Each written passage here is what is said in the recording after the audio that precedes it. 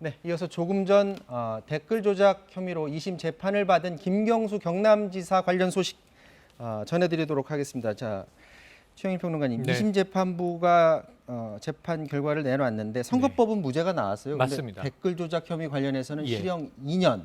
네. 이렇게 되면은 결국에는 1심 그대로 받아들여졌다. 그러니까 댓글 조작 관련해서 네네네. 받아들여졌다고 지금 봐야 되겠죠? 그러니까 지금 이제 경남지사니까 2018년 6월 지방선거로 당선이 됐습니다. 네. 그런데 이제 여기에 지사직 상실, 당선 무효가 될 수 있는 형량이 있는 거죠. 그런데 공직선거법은 그게 엄격해요. 그래서 공직선거법이 많이 좀 양형이 낮아지더라도 유죄 취지로 나온다면 발목을 잡지 않겠는가. 근데 오늘 좀 예상을 깼습니다.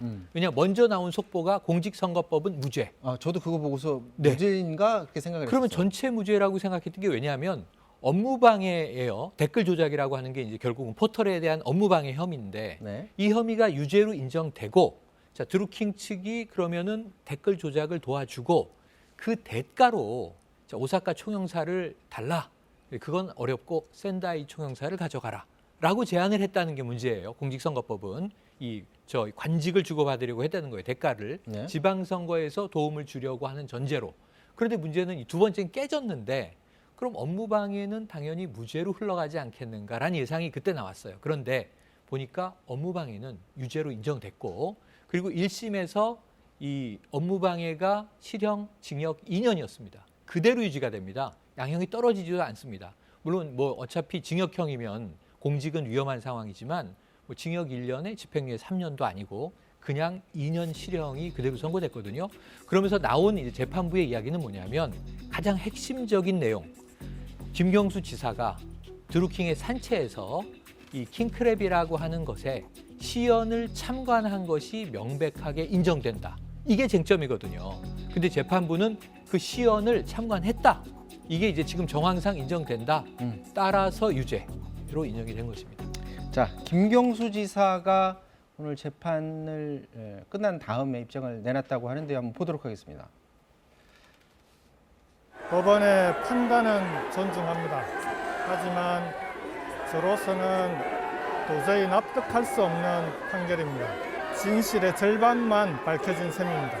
특히 이번 판결에서 항소심 재판부가 로그 기록을 포함한 다양하게 제시된 입증 자료들을 충분한 감정 없이 유죄를 판결한 것은 참으로 이해하기 어렵습니다. 마지막으로 지금까지 걱정해 주신 경남 도민들과 국민들께 대단히 송구하다는 말씀을 드리고요.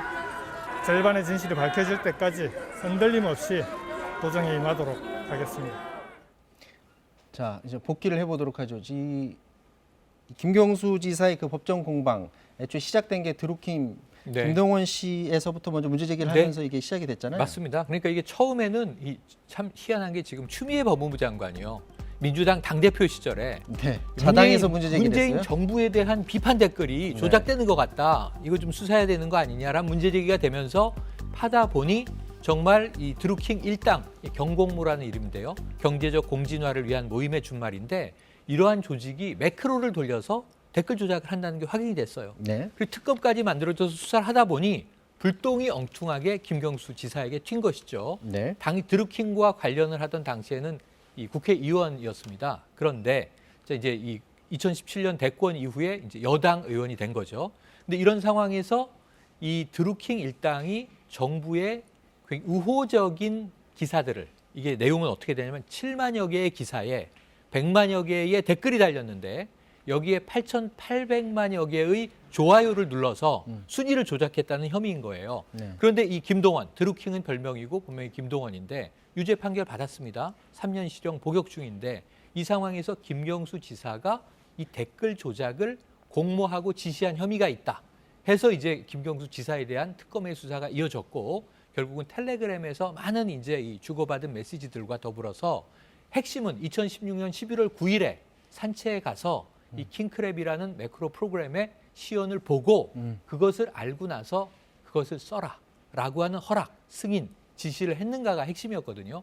근데 그것을 2심 재판부도 인정을 한 겁니다. 자, 근데 항소심 과정에서 네. 닭갈비 사장의 증언이 이제 나왔지 네. 않습니까? 새로운 게 나왔죠. 이제 그게 새로운 게 나오면서 봤더니 검찰은 닭갈비집 가서 이제 밥을 먹은 것으로 주장을 했었는데 네.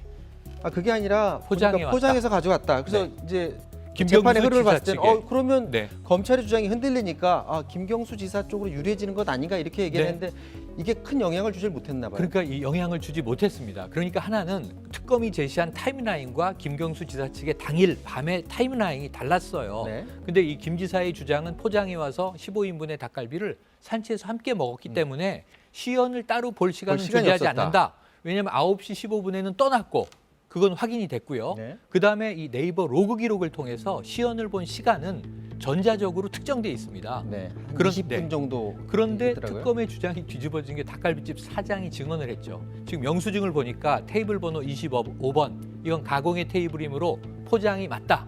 그래서 김경수 지사 쪽으로 힘이 쏠렸고 또 하나는 역작업이라고 해서 이 지지 댓글만 달았으면 공모지만 반대한 문재인 댓글이 비난 글도 예, 있었죠. 문재인 대통령에 대한 비난 글이 1심 때는 0.7% 정도 특검은 의미 없다 그랬는데 2심 때는 새로 그걸 따져보니까 재판부가 따져보라 그랬어요. 김경수 지사 측이 찾아내니 30% 이상은 비난의 글인데 어떻게 이게 공모관계냐. 공모관계라면 왜 비판을 했겠느냐.